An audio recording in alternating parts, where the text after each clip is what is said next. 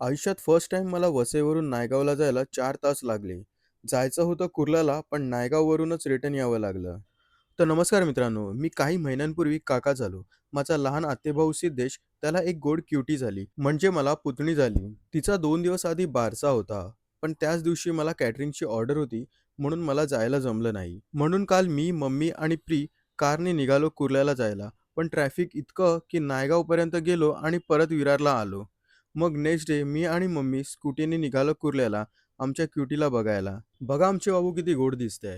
कोणाची नजर नको लागू दे.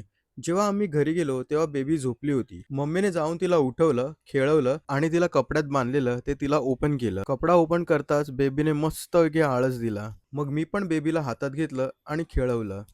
आमची क्यूट बेबी खूप हसत होती आणि खेळत होती. त्यानंतर मम्मीने बेबीला छोटंसं गिफ्ट दिलं. अस्मीने तिच्या पायामध्ये घातलं. बघा किती मस्त वाटते आहे बेबी. यानंतर हळदी कुंकवाचा कार्यक्रम झाला आणि परत कुर्ल्यावरून विरारला निघायचं होतं, म्हणून सगळ्यांना बाय करून आम्ही निरोप दिला आणि निघालो विरारच्या दिशेने. एक इमोशनल पण खूप छान दिवस होता.